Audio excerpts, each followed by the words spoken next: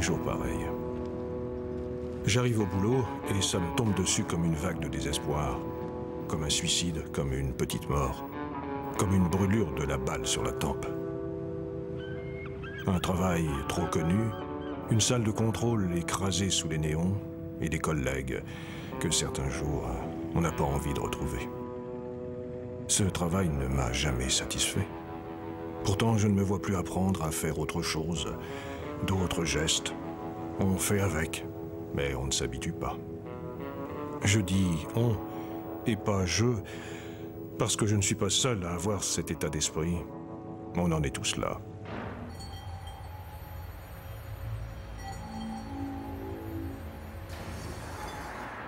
Ils sont ouvriers.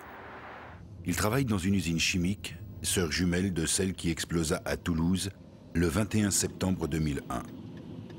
Affectée à la production d'engrais, d'ammoniac ou d'autres produits dangereux, leur usine est classée Seveso 2 sur l'échelle réglementant les risques industriels majeurs.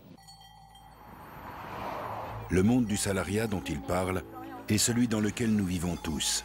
Ce monde avec ses non-dits et ses contradictions, ses illusions et ses incertitudes. Les 3/4 des salariés, ils attendent un plan social. L'autorisation de sortir du travail. Que nous reste-t-il aujourd'hui? Bien sûr, il y a le salaire, ce fameux salaire qui fait qu'on continue. Peur de la pauvreté, pour soi ou pour ses proches, pour les enfants aussi, pour lesquels on espère un autre avenir, même si on n'est pas sûr qu'il sera très différent du nôtre. Et puis, il y a l'argent, qui devient la mesure de toute chose. Alors quand on réfléchit à tout ça, il y a comme un sentiment de gâchis. On se dit qu'on mène vraiment une vie de con, que la vie c'est autre chose, ou devrait être autre chose.